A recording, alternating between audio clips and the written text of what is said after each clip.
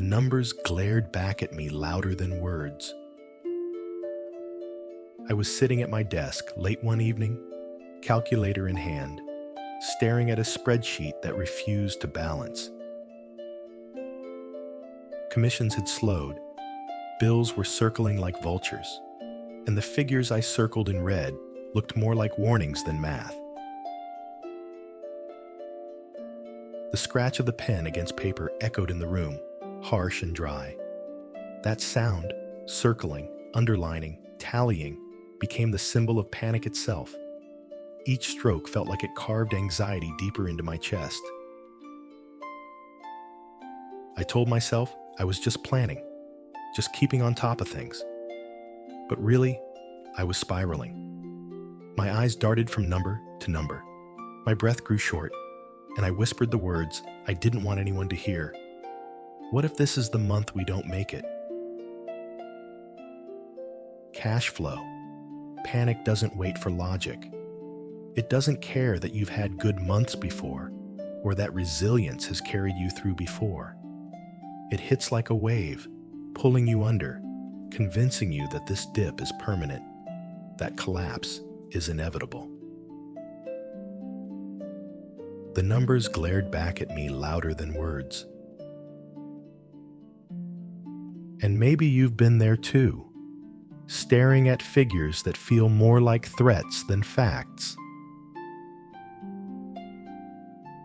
Cash flow panic cuts deep because it touches more than just money.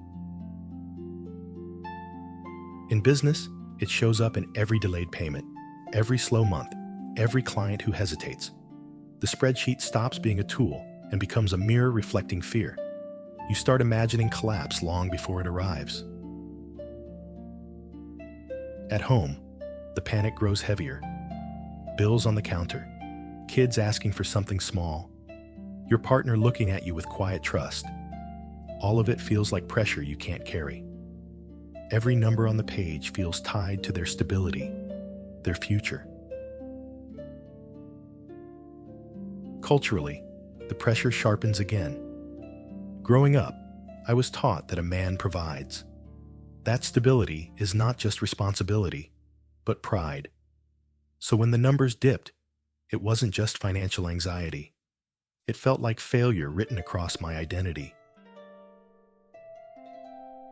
Do you feel that too? Do you ever stare at numbers and hear them shouting back doubts louder than your own voice? Do you ever find yourself believing one slow month means the whole story is over? I wish someone had told me my steadiness matters more than short-term dips. Because the truth is, markets shift, income rises and falls, but resilience isn't about riding the highs. It's about holding steady when the lows come. I thought panic would keep me safe, but it only burned me faster. That scratch of the pen circled louder, each red line deepening the fear instead of calming it. The breaking point came when I whispered the words, "What if this is the month we don't make it?"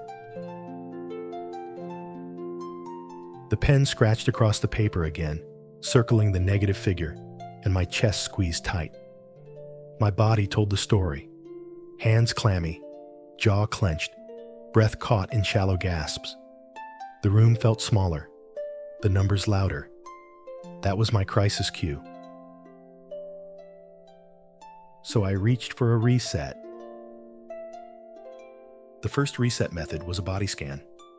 I set the pen down, closed my eyes, and started with my chest. It felt locked. I breathed into it, slowly. Then my stomach clenched like a fist. I softened it with another breath. Shoulders next, tight as if I were carrying weights. One by one, I released each knot.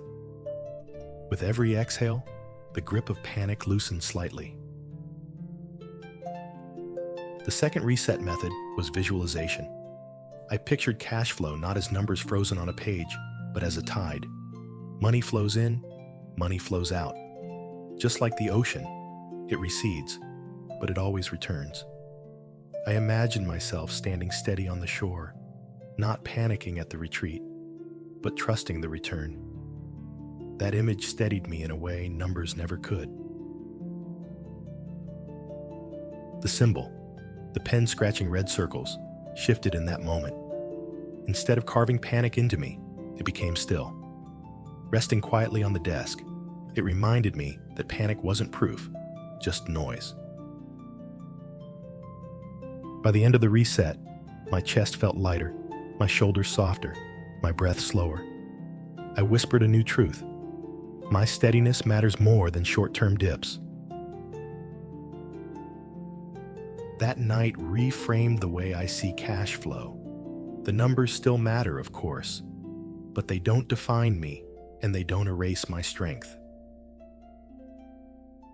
My steadiness matters more than short-term dips.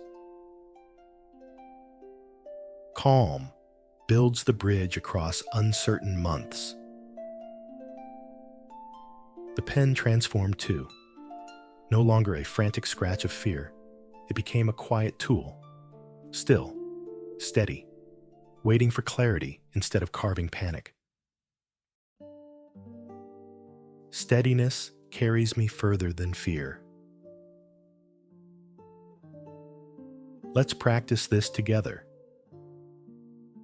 Picture the number that's been haunting you, the one you keep circling in your mind. Hold it for a moment. Feel the pressure it brings. Now close your eyes. Place one hand on your chest, one on your stomach. Inhale slowly, then exhale longer. Notice the tightness soften with each breath. Next, visualize the number not as a threat, but as part of a tide.